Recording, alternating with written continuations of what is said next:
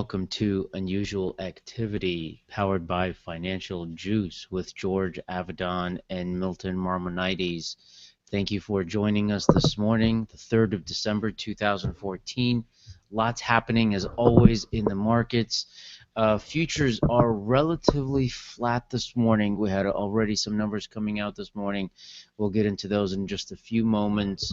S&P futures are lower by 0.75 at 2065.25. Again, lower by 0.75 at 2065.25.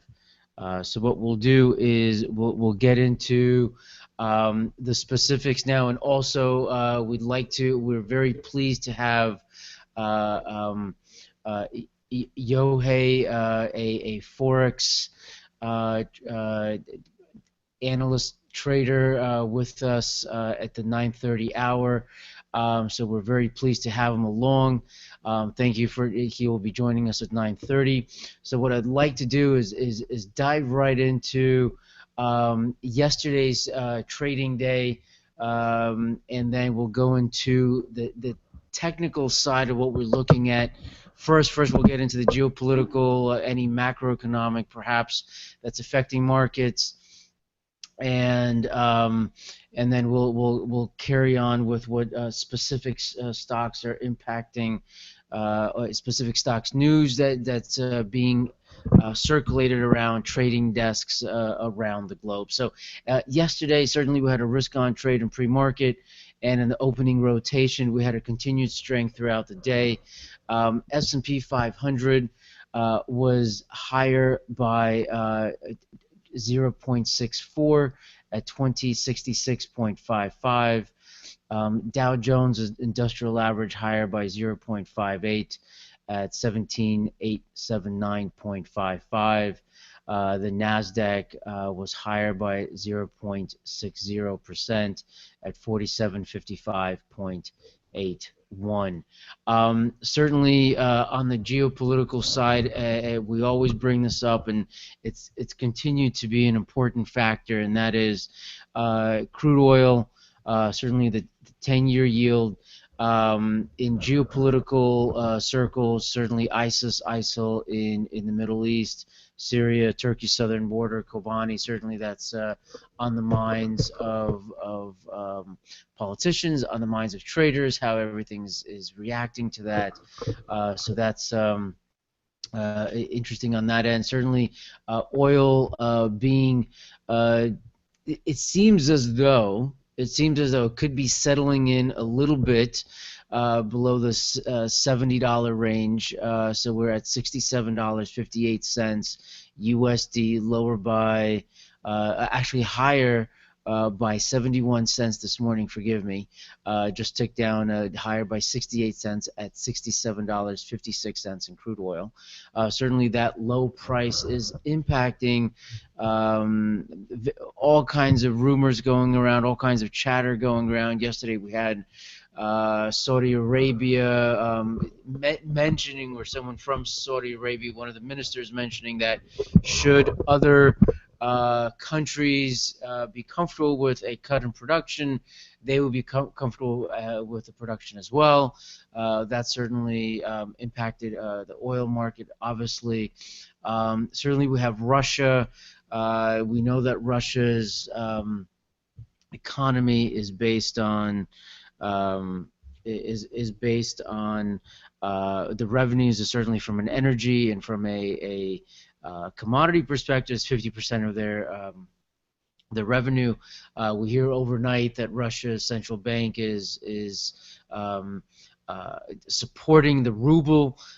We've heard over the last few weeks that could Russia, they were thinking about floating the ruble. But certainly they are very concerned about the ruble with respect to other currencies. The dollar ruble, certainly the ruble versus the dollar at multi-month lows, and we'll get a little bit more deeper view from Yohay at 9:30. So we're looking forward to that. Certainly on the Russian Ukrainian side, there's chatter of renewed talks. There's also fighting, of course. So it's a the word peace perhaps is a bit light. So that's something to really keep in mind as we approach this. So a couple of really global news that's coming out is UK Chancellor Osborne to introduce 25% tax on UK profits shifted abroad. Fink of BlackRock says he sees equity prices moving higher. And of course, we had this morning the ADP report for November for the month over month at 208,000 versus the expected 222,000. Before we get into the specifics of the economic news that we're anticipating this morning out of the U.S., I'd like to get into. Would like to bring Milton in, and we'd like to talk about a little bit about the specifics of on the technical side what we're seeing, and then we'll go into specific stocks um, and more indices. So Milt, let's take a look at the ES. We've talked about this quite a bit. You're noting some short-term resistance. What's your thought on the ES? Let's start there. Well, George, something we'll just go around everything quick. I know everyone wants to get into the trading mode. Regarding the ES, we're looking at right now we're in that range. You can see it right now. I've just put up a quick chart. The 2050, we mentioned that as the support level. 2045 50s. Very short term. The upside is at 2075.25. We're in a tradable range. The market yesterday basically gained everything that it lost the day before, so it was like a non-event, that little downtick. We're keeping an eye on these support levels. We're going to see if it continues at this pace, going into the end of the year. Typically, statistically wise, volatility from now until the end of December is non-existent. So you basically see nothing in the sense of volume or movements. That's statistic wise. So we're going to keep an eye on everything. We're going to watch everything, see how everything turns out. 2045, 2050 on support on the ES, 2075 to the upside.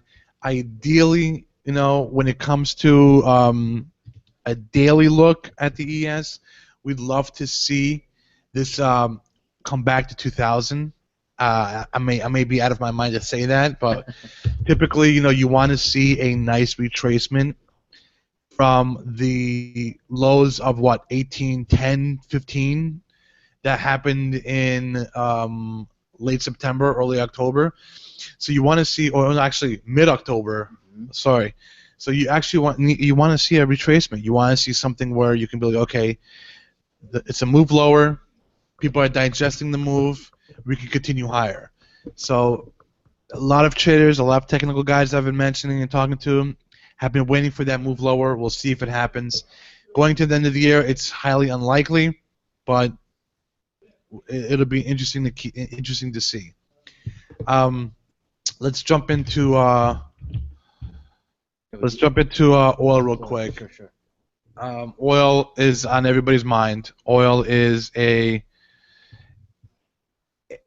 it's something where people want to try and catch the bottom. When it will happen, who knows? You're having firms come out downgrading these names after 30, 40, 50% moves to the downside. Where are they saying, where could they go? Who knows? A lot of people are talking default. Who knows what the actual move are in these oil names in regards to where oil will trade. Typically, we're looking at oil right now up 76 cents pre-market, trading at 67.63. The resistance we're looking at is that 68 upside intraday. The support on CL, we're looking at around 66.50, 66, 66.50.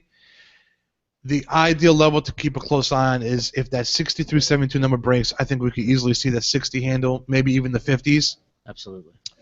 But we're watching right here. We're watching if it could stabilize around the mid 60s to mid to upper 60s. If that happens, and we get a 70 number break, I think we could easily retest that 75 number. So the bulls are waiting for that 70 break to the upside. The Bears clearly want that 66 to 65 number broken to the downside. So we're going to keep an eye on everything like that. We're going to keep an eye on what happens on oil to the breaks, on the up and downs, and we'll always keep everyone updated. And if we see or hear anything else, we'll clearly let everybody know our feel. Let me jump quickly into the VIX and then gold real quick, then I'll pass it back to George. Sure. VIX, we've been mentioning for days, weeks, that 12 to 14 number is the number. 12 to 15 range is where it's going to be trading for now. Upside break above 15. Ideally, you want to see a 16 break to the upside to see continuation moves to the downside. But right now, that tradable range is going up, down, up, down. As you can see, for the past couple of weeks, it's been going from 12 to 14, back to 12 to 14. Now it's going to go back. It's back to 12 again. So right now, like I said, the volatility is not there. It's end of the year. A lot of people are gone. I don't think we can see a lot of movement, a lot of activity, unless something out of the blue happens. Gold broke that 1200 number. We mentioned it for days. Had that 22 pop on that 1200 break. Now that 1200 becomes support. Watching that 1200 support, if that support level is broken with volume on consistency, we can easily see a retest back into the 1150 ranges again. But ideally, if you have that 1200 break, I mean, if you're having that 1200 basing here, a break to the upside could easily see 1250.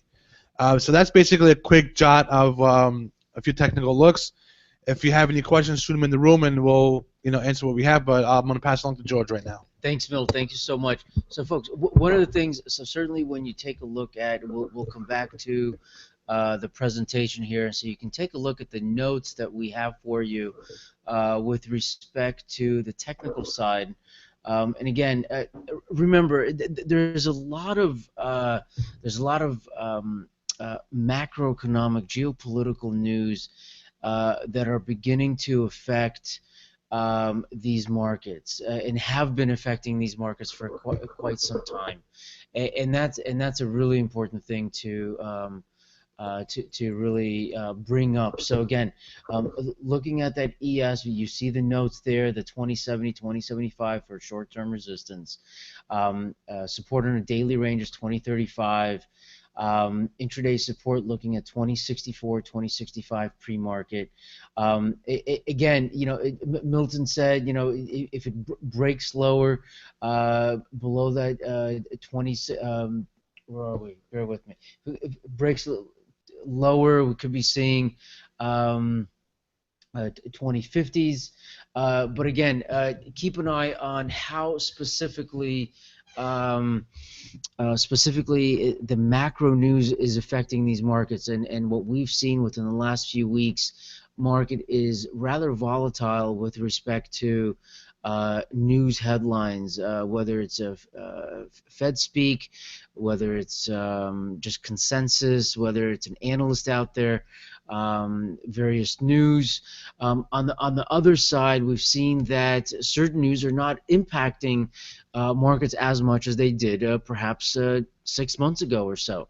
To put into perspective, the Ukrainian Russian problem situation really hasn't been impacting markets. If we remember about 3, 4, 5, 6 months ago, Ukrainian, you recall downing of the jet and so forth. I mean, it really had a huge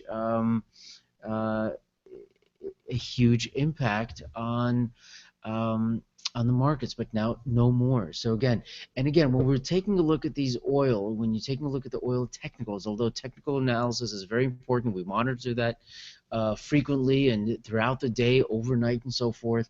But remember, oil is also affected by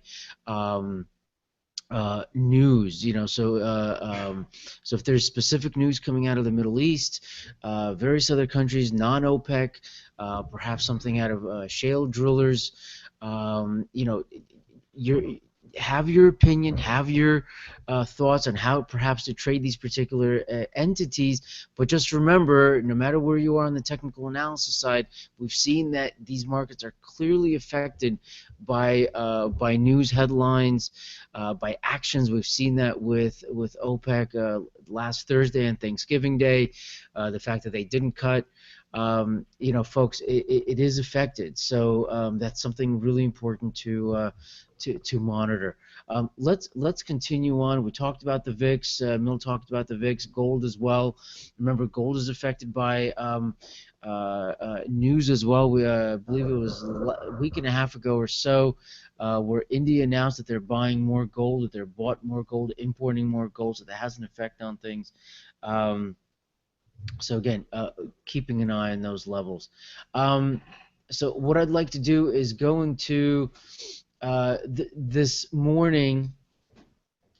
We can take a look at what we're anticipating. Certainly, we had the ADP employment report at 8:15. We had we're looking at productivity and cost 8:30. Non-farm productivity expected was 2.4. At 9:45, we have the PMI Services Index. 10 o'clock, we have this Institute of Supply Management Non-Manufacturing Index expected is 57.3.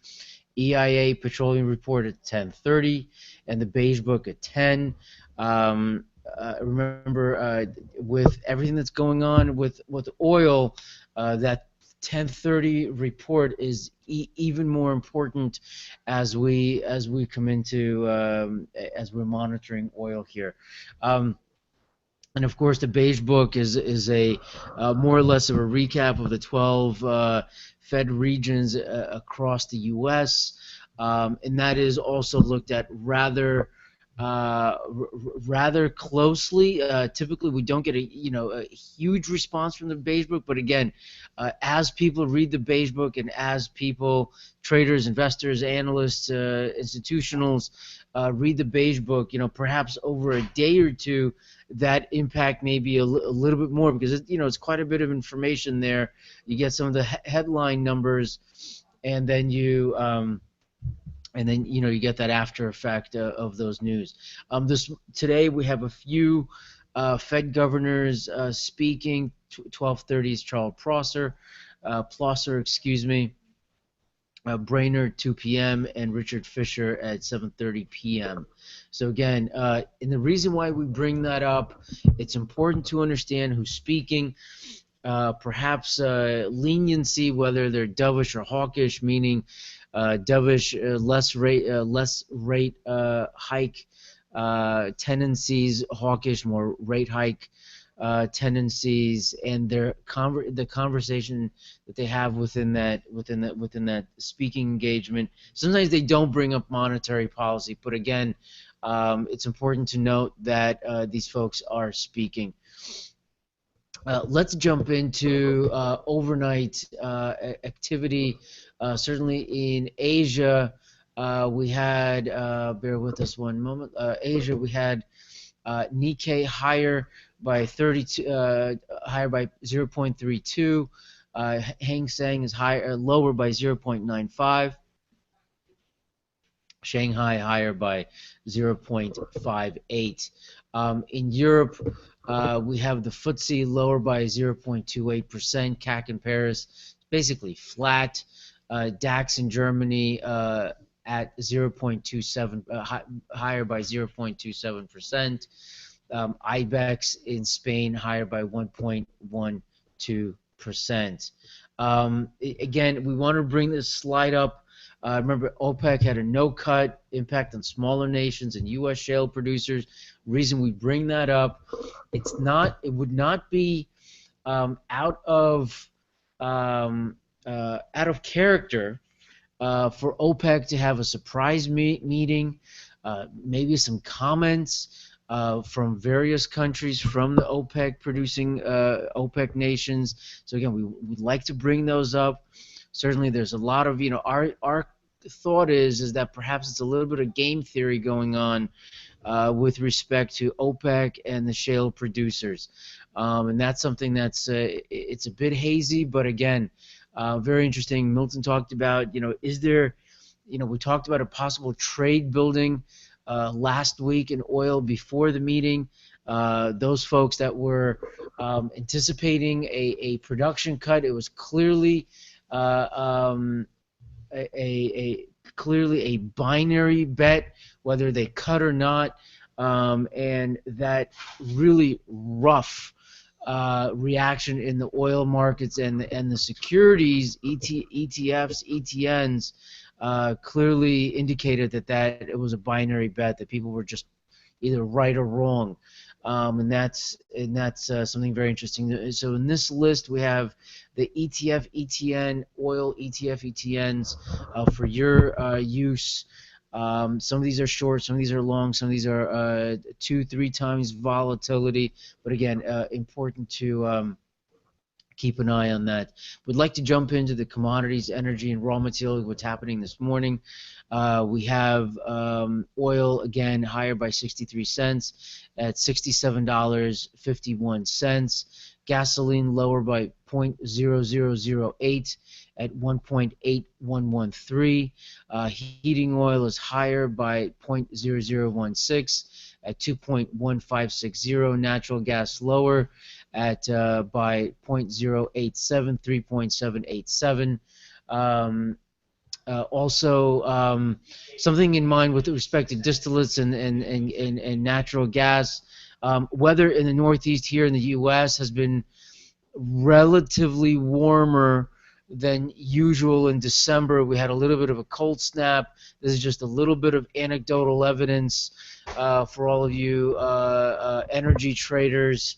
So again, keeping an eye on that. Gold higher by $4.10 at 1203.50. We talked about the technical aspect of it, where the 1200 now was a resistance. If you surpass that, if you go through that resistance, it becomes a support, and so that's a very interesting way of looking at things. Silver higher by 0.044, just ticked up a bit at $16.51. Platinum higher this morning by $7.80 at $1,225.50, and cocoa is higher by $3 at $28.62. What we'd like to get, the story that we've been following is very interesting, is the 10-year and the 30-year. And that is, we'll get to this here, 10-year at 2.292, and the 10-year literally smack dab at 3% at 3.002. It was quite a bit below the 3% mark, and we'll keep an eye on that. The other bigger story here in the treasuries is the 2 and the 5 year. You have the belly of the curve coming up with the yield a little bit, so you have a little bit of a flattening of a yield curve towards the belly of the curve, the 2 and 5 year. The 2 year at 0.54%, the 5 year at 1.59%. So very interesting there. Typically a flattening of the yield curve is not indicative of an expansionary economy, but again, this is towards the belly of the curve, the 2 and 5 year. The 10 and the 30 are certainly pointing to a steepening of the curve there on the longer side of the curve. So let's dive into specific securities that are making rounds this morning. Certainly, Taser. J.P. Morgan commenting is the disputed acts in Taser. They are downgrading it to neutral from overweight today. Worth a look. So again, if we're taking a look at Taser, Taser International, J.P. Morgan basically downgraded to neutral from overweight. Remember, Taser and DGLY have been in new circulation as of late. There's been a bill that's been proposed with respect to cameras on body cameras with respect to police officers, certainly tasers and DGOY in that mix. And taser this morning currently at $22.15, creating a low of $22.11, actually just about a minute ago in pre-market. MOLG higher in pre-market by as high as $8 in pre-market. We'll bring up this chart. It's a rather interesting volatility this morning. Bear with us while I get this chart up for you folks. And so that's it went up to a high of $8. Now it's currently at $4.64. So quite a bit of volatility there. Also mentioning Tesla, TSLA. I'll just keep the chart up here. Momentum may be slowed by sliding gas prices. Again, that's the other piece of lower oil. Certainly is the increase of discretionary income when it comes to the consumer.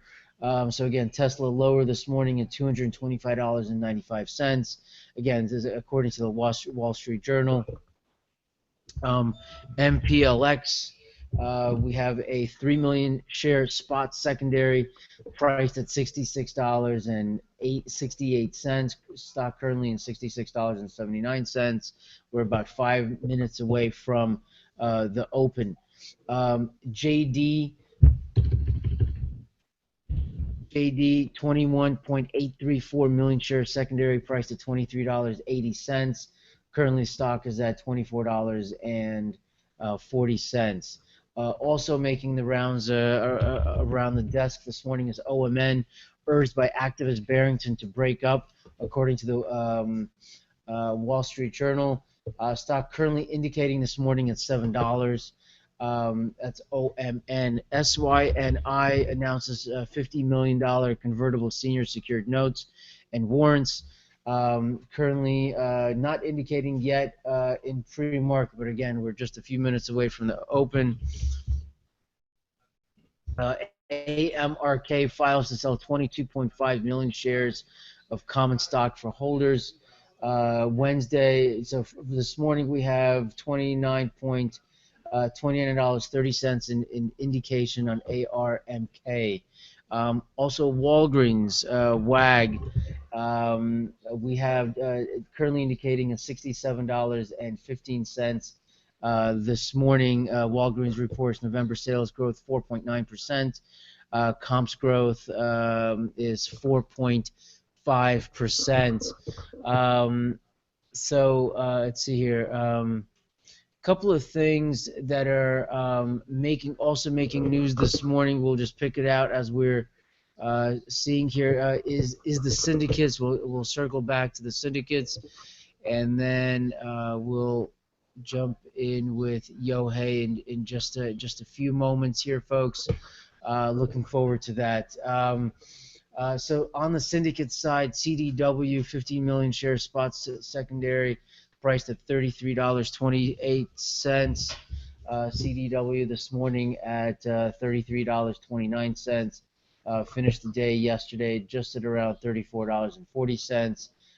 CIO, City Office REIT, not indicating anything yet. This morning, offering of 22.6 million share of common stock. And we talked about MPLX, also 3 million common units representing limited partner interest at $66.81. So that's what we're keeping an eye on the syndicates. A couple of things that are coming out. We have this morning on Apple. Apple is higher in pre-market, currently at $115.89. We had some several very positive analyst comments this morning. So again, we're getting a little bit of a pop in Apple. That's just within the last few minutes. Also, we have keeping an eye on these oil names. A lot of analysts coming out on, for example, if you take a look at BHI, if you take a look at Halliburton, Very interesting moves this morning. Positive analyst comments on some of these oil names, and that's something to keep in mind. So what we'd like to do is just a quick recheck of the markets. We have the ES futures higher by 1.75, which is the high of the morning. Let's see, take a look at ES this morning, high of the morning. So again, we'll see if we can break out of that. Yep, we are literally just at the high of the morning at 2066. 2067.50. We have oil higher by 64 cents to $67.53. So again, very interesting how we're preparing. About a minute away from the market open in the U.S. Eastern Standard Time. What we'd like to do is let's bring in Yohay. Yohay, are you with us? Hi there, I'm here. How are you doing? How are you, Yohay? So Yohay Elam, thanks for joining us on Unusual Activities. So you are from Forex Crunch. Tell us a little bit about yourself, what you do, what you concentrate on, and we'll go from there. Well, I'm originally from Israel, now living in Barcelona. My background is in computer programming, and I used to be a retail trader as well. I founded Forex Crunch back in 2008. It's a site about, well, Forex, and the focus is on fundamental analysis with only a bit of touch on technical analysis. My popular sections on the sites are the weekly outlooks that help traders prepare for the new week. So that's sort of what I do. Awesome. So let's jump into the nitty gritty, if you would. What are you more? Do you look at headlines? Number one, do you look at fundamentals? Certainly, I'm sure economic indicators. I'm sure. What's sticking out at you this morning? What's more or less top of mind for you this morning? Well, I think the ECB meeting tomorrow is, for me, following very closely euro-dollar and all the activity, all the headlines surrounding it. I think that's the most important thing now on the agenda. I think, for me, it takes more focus than non-farm payrolls on Friday. We've seen euro-dollar breaking down already in anticipation for some big statement. I think we will get something interesting. For the next 30 minutes, of course, is the ISM non-manufacturing PMI. That could disappoint after the previous disappointments that we had from ADP and from the unit labor costs in the U.S. But after this event from ISM, I think it'll be all ECB until we get the news from Mr. Draghi, Super Mario. Also. Super Mario. Question for you. So tell us a little bit about, there seems to be a little bit of let's call it wrangling, a little bit of a disagreement with respect to Draghi and Germany. How significant is that? What's your opinion on that? If we've seen some rather disappointing numbers out of the EU nations, could we what could we see out of Draghi, and could Germany derail that? What's your thought on that? No, I think we had this debacle last month when Reuters published the article where Germans basically were blaming Draghi for not speaking to them and taking decisions and announcing things like the 1 trillion euro balance sheet expansion that wasn't discussed, wasn't agreed upon. But I think that in that latest meeting, Draghi reasserted his leadership. In the meantime, inflation numbers fell once again. Germany is hardly growing, it just barely escaped a recession. Falling oil prices is set to push headline inflation even lower, and that's the ECB's only mandate. It's the single needle in the compass, as the previous ECB president Trichet said. So I think Draghi now has the upper hand, and I don't think he'll announce that QE is starting immediately. It also depends on the targeted loans, the second tranche, which will be announced 1 week afterwards on the 11th, the TLTRO. But I think that he'll announce something like, if the TLTRO isn't enough to significantly and quickly expand the balance sheet of the ECB, then QE is basically happening without a need for more forecasts.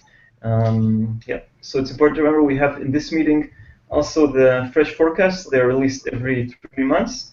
We had them released in June, and we had a rate cut from the ECB in September. Rate cut, more announcement, and I think also now tomorrow we'll have an interesting meeting. No rate cuts, of course, but an interesting pre-announcement of QE or something of that sort. Yeah. No, I think you bring up great points here, and the thought is, we've been seeing this, you know, quote unquote, lower inflation, right? I mean, to us, it means that there's a, quote unquote, the D word, right? That proverbial deflation risk, and everyone, the politicians are staying away from it. Nobody wants to say that because it is a little bit of a danger zone. Could we, in your opinion, could we, let's remove the lower inflation terminology? Could we see, the D word come up? Could we see some deflationary pressures?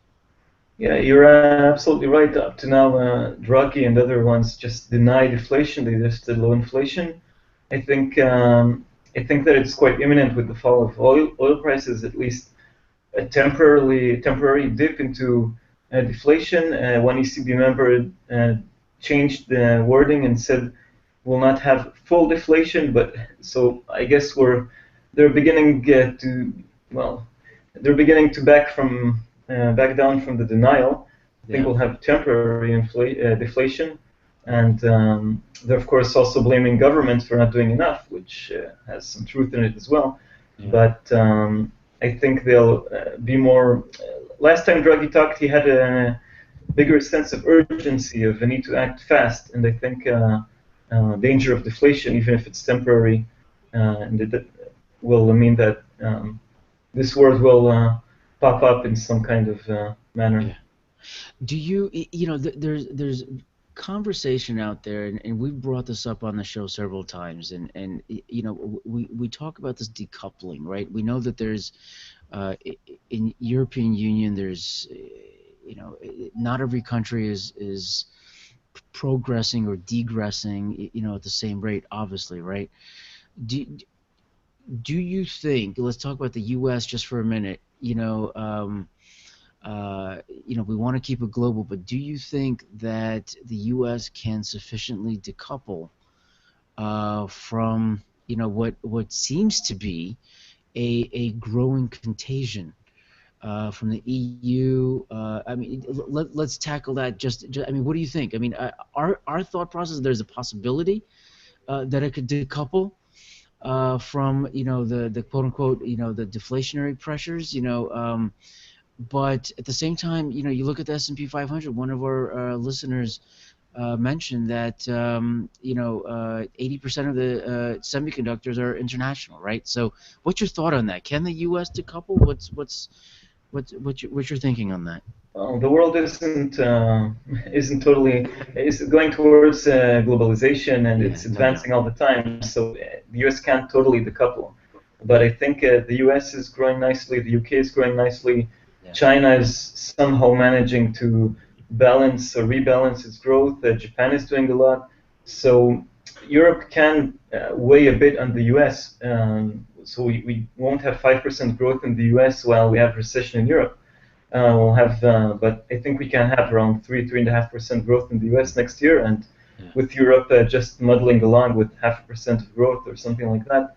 Yeah. And for the U.S., contrary to Europe, the fall in oil prices is sort of mini stimulus plan. Yes. That will leave more money in the pockets of consumers, and U.S. consumers, well, that's most of the economy. So that's right. That's right. And the U.S. is in a much better position.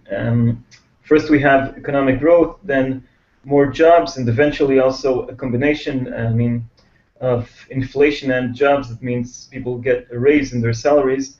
And I think we're not that far from that point in the U.S., even though we had a weak figure earlier today. But I think that early in next year, we'll see some wage rises in the U.S., and that will be a very positive sign for the economy. Absolutely. I mean, we view our contention is that the oil sell-off, let's call it a bear market territory. But again, it's so affected by fundamentals that it's a little tough to say. I mean, we could see something out of the Middle East rather on a whim, and that can affect the oil. But we definitely view the lower oil price as a boon for the U.S. Consumer. I can tell you in the Northeast, we went from over $4 a gallon for gasoline down to $3, and that's, I mean, you have a 25% cut in expenses. That there is discretionary income. I mean, that's the way we view that. Right. So can we your thoughts on Japan? I know that, they came in with stimulus. Certainly the yen, I believe it was over $1.1940 this morning. Um, in terms of versus the U.S. dollar, you think that'll continue? How should a trader approach this? I mean, are we, do you think? I mean, I don't think we're done with stimulus, right? I mean, until they see a considerable impact of their stimulus, maybe your opinion differs, but until they see a meaningful impact in the economic growth, I don't think central bankers will back down from stimulus. What's your thought on that? Yeah, I certainly agree. I think with the recent recession numbers in Japan, and until they get some growth, they won't stop. And it's also looking at the yen. If you look at the charts, it's sort of hard to follow a catching knife. Mm-hmm. So I don't think we've seen the highest yet in dollar yen. I think that next year we won't see that kind of magnitude of rises in dollar yen, but there's still room on the top side, and um, they have some things. The fall in oil prices is in their advantage. It also helps dollar yen rise because um, Japan imports a lot of oil after that terrible tragedy in 2011 when they shut down a few nuclear reactors. So the higher price of oil, when it did occur earlier in the year, sort of didn't go well with weaker yen. But now with the lower value of the yen, I think. Lower value of oil. I think the yen has more room to fall. Got it. Now, we have to bring in this notion that the oil and gold and various other commodities, energy certainly are dollar denominated. With a strong dollar, it almost serves as a bit of a ceiling. What's your thought on that? I mean, that has to factor in that equation, no? Yeah, there's usually a correlation when prices of oil prices of oil fall together with the strengthening of the dollar, and the other way around. I think we had a big drama that was also fueled by low volatility around that OPEC meeting. I was listening to the show earlier. Yes. Talked about that around Thanksgiving. It was a special timing. We thought that was very unique. Yeah, very exciting for those of you over there in the U.S. that weren't busy only with the family, but also looked at markets. It was amazing. It's true. We were all watching our smartphones as we were getting ready for the turkey dinner. No, Yeah. And I think you mentioned before also that volatility slows down in this month. I believe perhaps this time could be a bit different. Yeah. Also with the drama we had with the oil prices, and we have elections in Japan on the 14th, and the Fed decision on the 17th.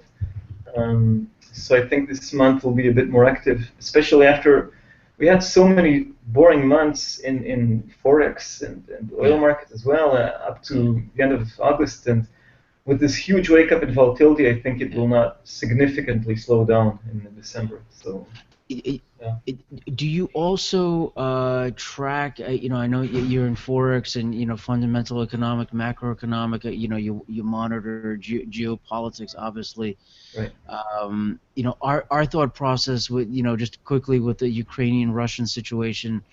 Clearly the market more or less internalized, um, Russian military maneuvers and Ukrainian conflict. We think that's more or less, unless something absolutely cataclysmic happens out of that region, I think it's pretty much factored in. What's your thought on that? Yeah, I agree on that as well. It's factored in. The West in general has a very low attention span. So if Yes. it's not breaking news, if it's just ongoing Right. suffering and war, it's not. The markets are not focused on that. In addition, these sanctions and counter sanctions had a negative effect on the German economy. I don't think there's hunger in Germany and other countries to add more sanctions, so it's more of a frozen conflict. The fall in the price of oil is sort of also another sanction Yeah. by markets, by Saudi Arabia. Not sure Yeah. there's any conspiracy there, it's Sure. just Sure. hurting Sure. the economy. So Sure. I think also Russia will be careful not to escalate the situation too much. So we'll need really huge news out of there to move markets. Correct. And as we're waiting for this PMI number, we'll announce it when it comes out. Can you just briefly walk us through it? You mentioned Germany with the sanctions. Um, how is Germany? How is Germany affected with the sanctions? Just give us a brief overview how you see that. So clearly the West, the EU, is putting on sanctions on Russia, right? With the situation in the Ukraine, clearly oil prices are lower. How is Germany being affected by it? How is that a negative for Germany? Two factors. First of all, it's a threat on its gas supplies. Germany is very reliant on Russian gas, more than here in Spain or Italy or France, that has a lot of nuclear power. Germany curbed down on nuclear power after that Japan disaster. It's much more reliant on Russian gas. So far, it's flowing, but we're entering deeper into winter, so that sort of hurts the confidence. Yes, We've seen got it. both the ZOO and the IFO figures fall throughout the year alongside the escalation with Russia, especially after the downing of MH17. Yes, yes, And trade. There's lots of trade between Germany and Russia. yeah, The German economy was expanding at a nice rate in the first quarter, and yes, then it ground to a halt, basically. yeah, So, and I hear also anecdotal evidence from people I know here that work with Russia, and it's yes, hurting the Russian investments in other countries, German heavy machinery that's sold to Russia. So it's correct, and correct. there was one call from, well, meantime, an opposition politician in Germany from the left that called to lift sanctions. This is totally in contrast to the official opinion of the German government, but there are voices in Germany that begin seeing all the situation as being a bit negative for the German economy. So, Yeah. No, yeah. I think you bring up a good point. And just so the PMI came out at 56.2, we have a little bit of a little bit of a stick That's up markets PMI, huh? yep, in the ES futures from that number. But again, we'll continue to watch that. Again, 56.2 on that. Expected was 56.5. So as you said, we perhaps a little bit lower, a little bit disappointing number out of that PMI. We'll see how that translates into the marketplace. I think you bring up a great point. We brought this up several weeks ago, and the notion of how many countries are actually relying on Russian gas supplies, both in the Western Europe and Eastern Europe. Certainly not as much as if you get out into Spain and France, but if you get into Greece and Eastern Europe and the former Soviet bloc countries, Germany, certainly the numbers are upwards of 50%, 70%, even up to like 90% in some countries. So I think, I think you're right in saying that this certainly has an effect on that. Yep. Yeah, no, absolutely. So just coming through here, 10-year yield breaks above 2.3. So kind of interesting there on that news. 30-year yield at 3.014. So a little bit higher yield since the last several days. I wanted to bring up is it's been a kind of an interesting October for the U.S. markets and global. We had that little glitch that I call it the extended flash crash. Mm, Um, yeah. what's your thought on that when we have situations like that and just a very almost a V-shaped recover, bounce on that, on more macro markets. What's your thought on that? It's a bit peculiar, don't you think? Yeah, I don't understand all the forces moving stock markets, Yeah. but what we did have in October was, well, Fed looked like it was a bit moving towards tightening and worries about Russia and Chinese growth.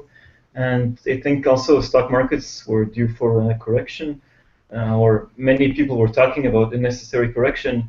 And then came Mr. Bullard, James Bullard from the St. Louis Fed, rushing to Bloomberg TV saying that maybe they'll continue with quantitative easing. That was around the middle of the month, and 15th or 16th of October, and that marked the bottom of that V, and we had the necessary correction. Later on in the month, we had the Fed decision that ended QE, contrary to Bullard's sort of, you can call it panic.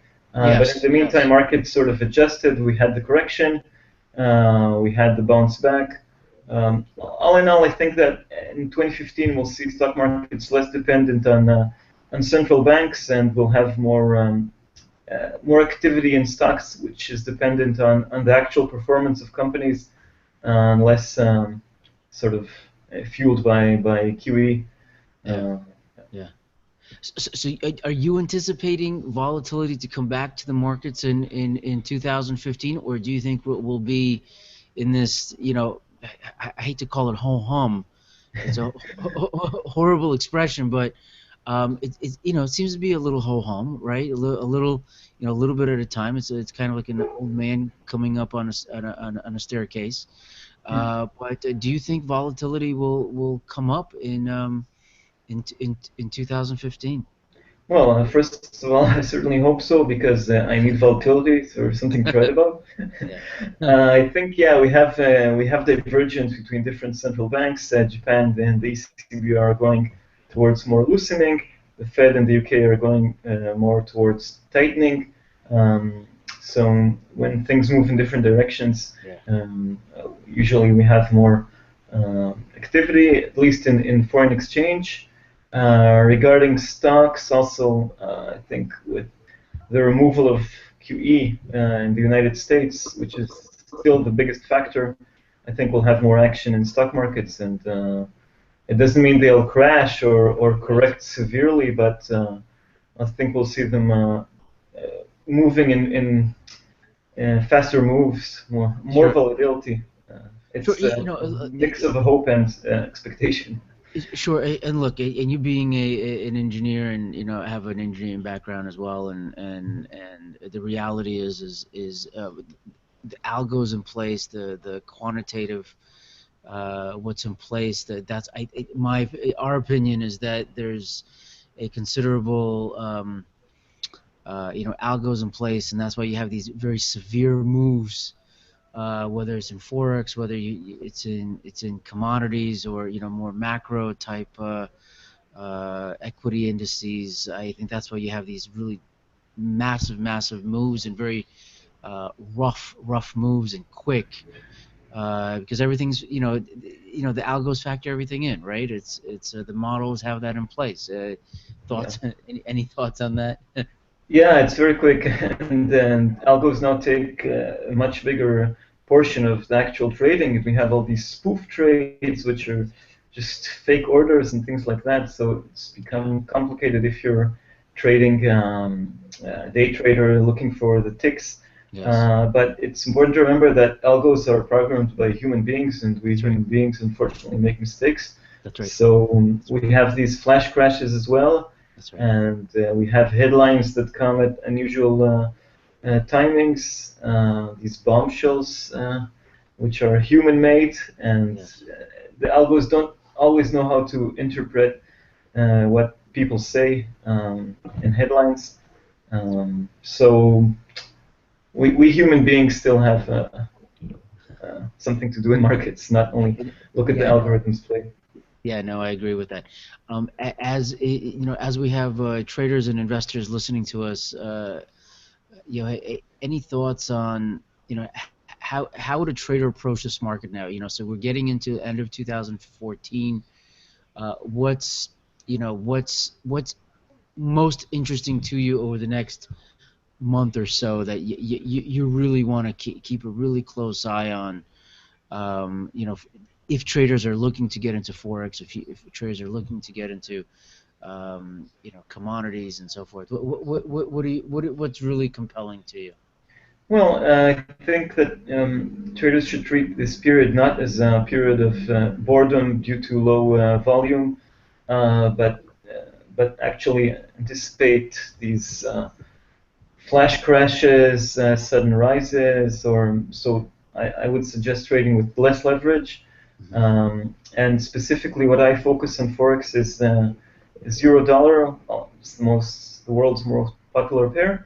But also with all the events in the eurozone and in the US, I think we have more interesting times. I'm bearish on the pair.